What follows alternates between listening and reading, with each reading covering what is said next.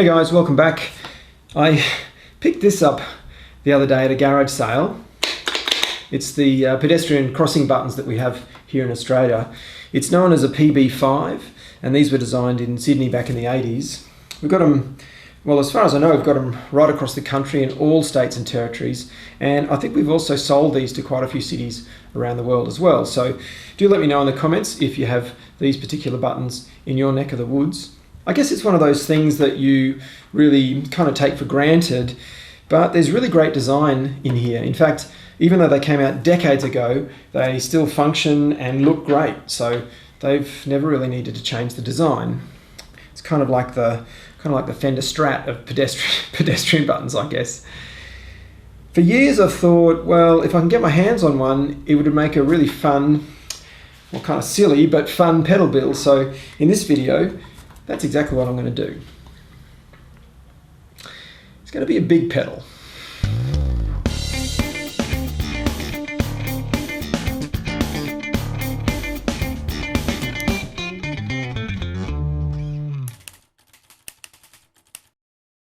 So I've pulled all this apart. I was hoping that I could just use the original button mechanism.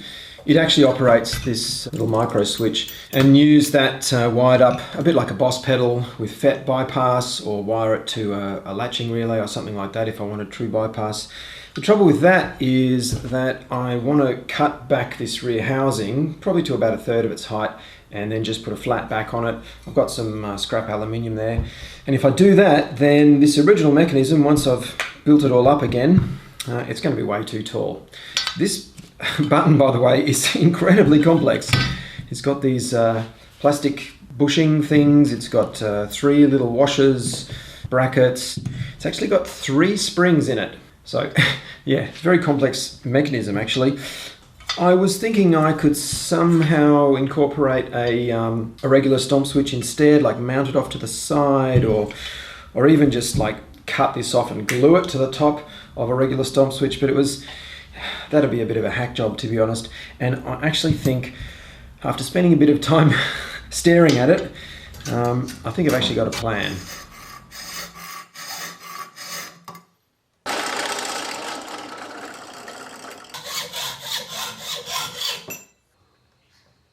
Alright, I think I've got this button working reliably as a stomp switch. I've actually used the original bosses here and the original screws. I put this piece of aluminium in, and it also holds this piece of timber that's been thicknessed to hold down this plastic collar. And the timber's also been drilled to house the spring. I've just kind of shortened this stem, cut it off, drilled it a bit deeper and tapped it, and put this wide washer on it. That limits the forward travel. So that's all working pretty well. I've also sliced a section off this collar and filed a recess to poke my micro switch through. This is the original micro switch from the unit. I've made this little piece of aluminium as a bracket, and I just actually tacked this on with a couple of drops of glue, not really to hold the switch permanently, just to hold it while I drilled these holes for the original little, I think these are M2.5 bolts. And that just goes into these 2 holes, which I just eyeballed, and they're a little bit off, but that doesn't matter, you don't see them. And screws in place like this.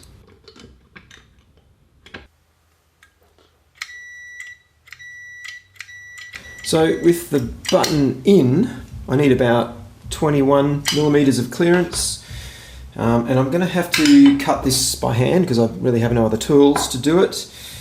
And it also sits up on the inner lip slightly, so I'm going to mark this to 22, maybe 23 mil, and I need to create a nice even line around it. So I'll show you the trick. I've got a piece of scrap with a white paint pen blue tacked to it, and I can actually turn this chisel tip around and fine tune its height until I get to 23, which is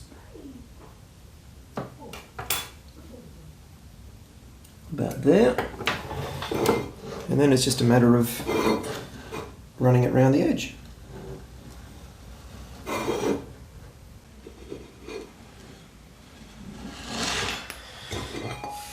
So now I have a nice even line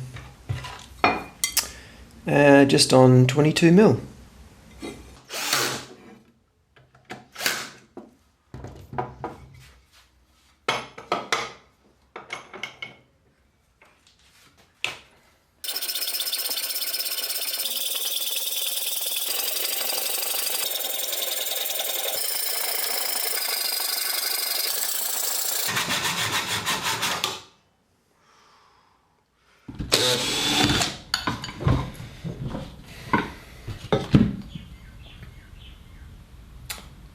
yeah, that's actually come out okay. It looks pretty flat to me. I think I've done a pretty good job with this guy.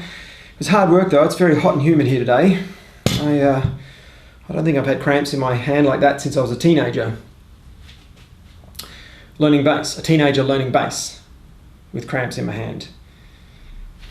So the next step I think is going to be to cut this out. I'll mark it up and cut this out. This is a bit of old aluminium that I've got, and then join the two together. I was originally going to use some aluminium brazing rods, but that would make all of this black epoxy coat peel, and I don't want to create any more work for myself when I've already got such a complex build already. So instead, I think what I'm going to do is use JB Weld. That'll hold just fine. So I'm going to get on and actually sand this so it's really super smooth. And then I'm going to go to the beach.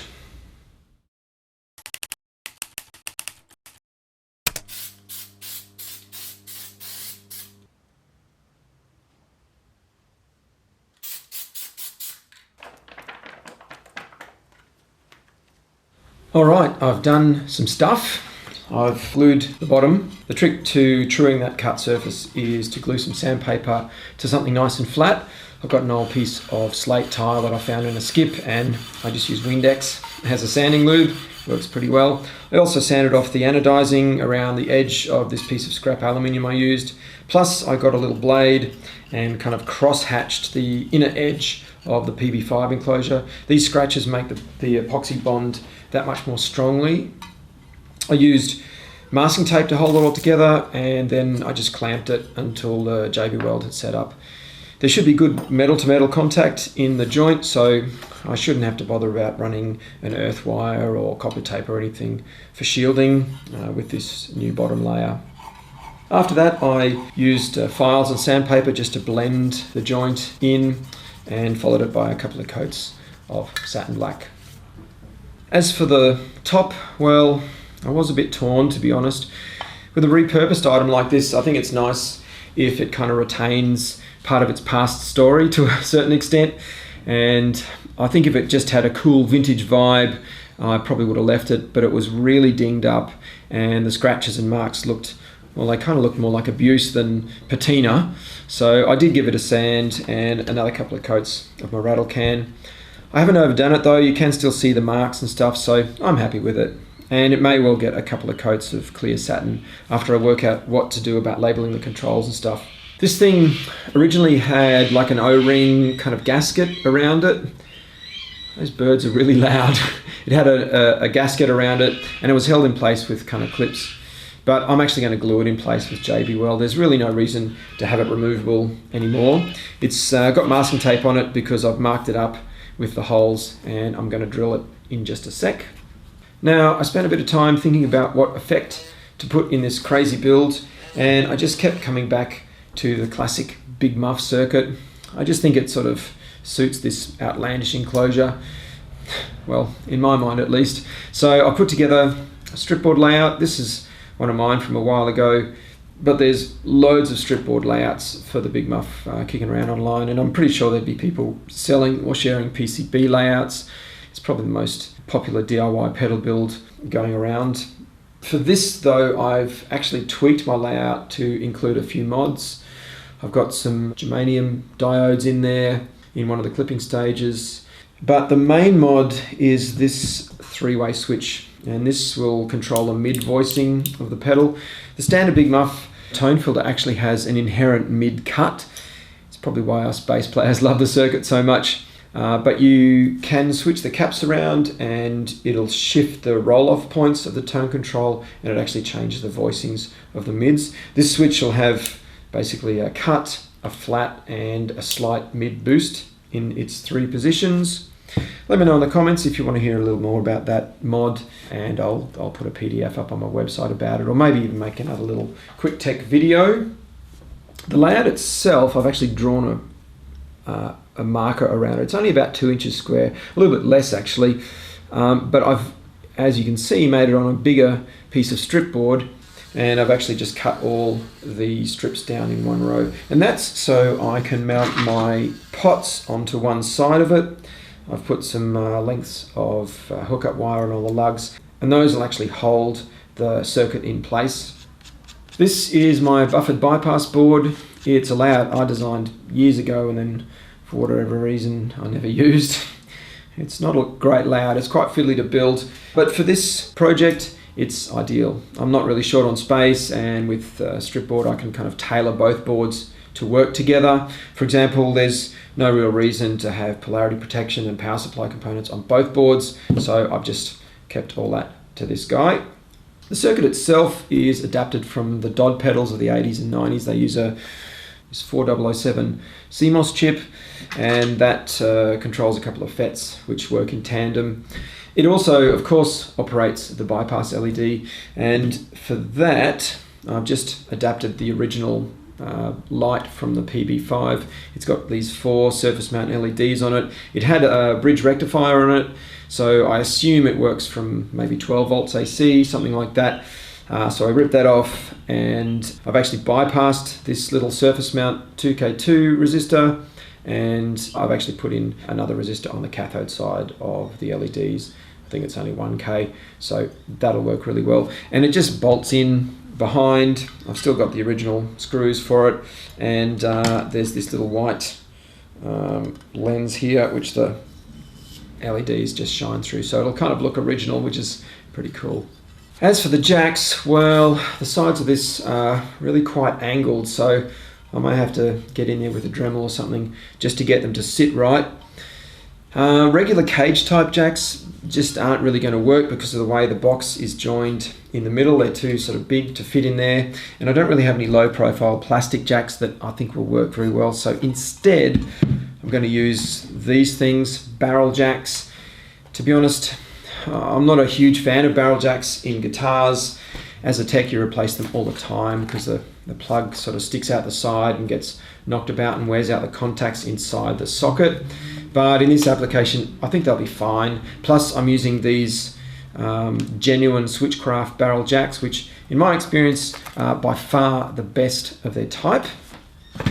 So I'm going to get on and wire this up and see how it sounds.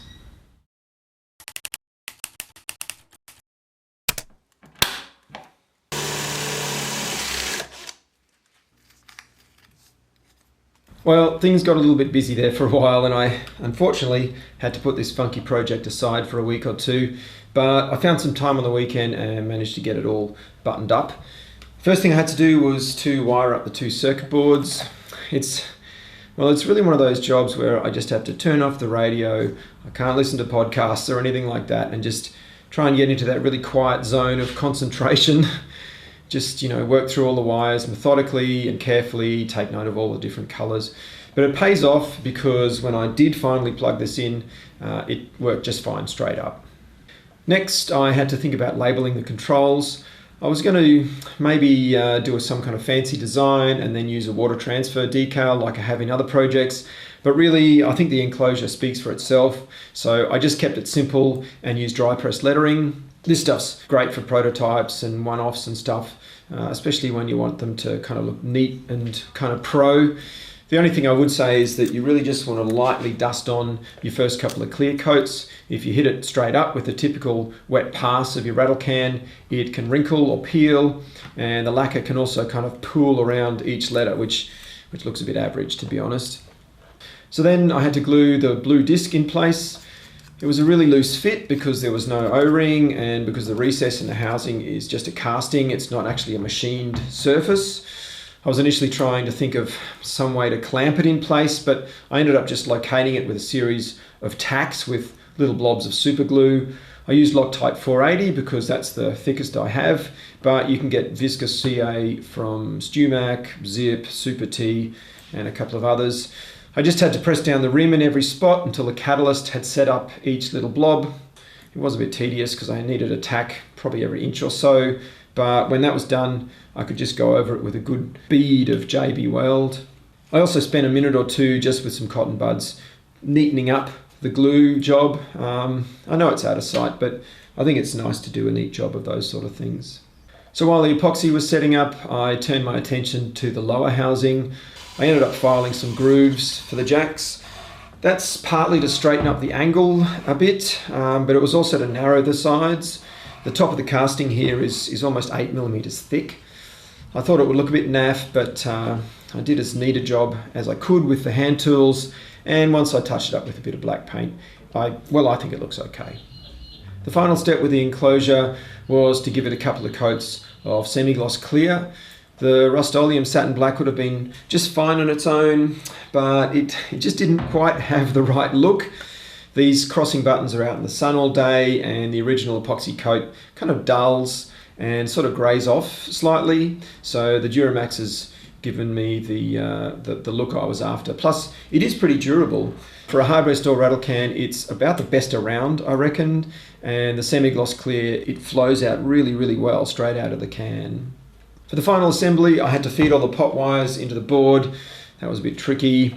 I added a couple as well from the unused lugs on the switch to hold the board on the other side. I also ended up mounting the buffered bypass board up under the main board with some double-sided tape. I put it in a piece of heat shrink. That was partly to give the tape a nice smooth surface to cling to, but also just in case that tape ever fails down the track. The board it'd kind of rattle around a bit, but it's not going to short on anything. Plus the socketed ICs will stay put. The last thing to do was to add some rubber feet. I just used some thick, sort of 4mm thick rubber that I had laying around. Luckily, I still had the offcut from the back as a cutting guide. The rubber has a slight sheen to it. I think it's made from recycled car tyres, so I always give it a really good rub with white spirits. You'd be surprised how oily the surface actually is. And if you don't do that, the glue won't really cling properly, and there's a good chance it'll just peel. The other thing I would say is that I'm in the habit of actually masking the entire pedal when I'm using spray glue. It has a habit of staying in the air and kind of wrapping around the pedal and staying tacky as well, and it can really mess up a decent paint job on the other side. So it's all done. It's a project I've thought about for ages. It took quite a bit more work than I'd hoped, but you just never see these PB5s come up for sale. I guess the councils all around Australia just kind of refurbish them when they need it, or I guess recycle them when they're kind of beyond hope. But somehow this one escaped, and well, it's not the most practical pedal I've ever made, but I think it looks great, and it's just kind of a cool thing to have, I guess. The only thing left to do is probably, maybe replace the input jack. I used those barrel jacks because they were the only ones I had that fit, but they don't have switches. Normally with something like this that's got a high input impedance, the input socket switches the tip connector to earth when your guitar lead is unplugged. Amps, DIs, they're usually the same story. The input wiring can actually hum in that situation, but it's only a problem when the pedal is the first in the chain, and once your guitar is plugged in, it's not really an issue. So for now, I'm just going to live with it, and I'll keep an eye out for a switching jack that will fit. The pedal's got some really great sounds in it. If you turn the mids back, you just get that classic big muff.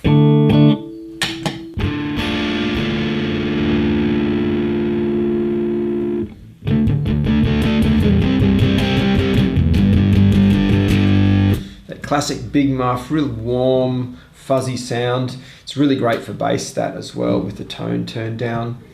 If you turn the mids up, crank the gain and the tone.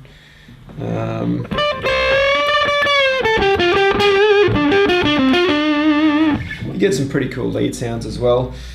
Not that I'm much of a lead guitar player, but I think my favourite sound is when you set the mids in the middle, just have kind of moderate gain.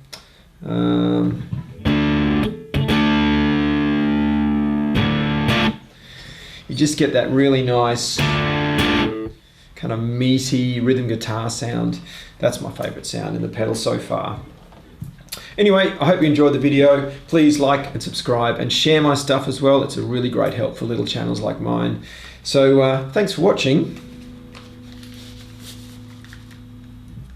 and I'll see you in the next one.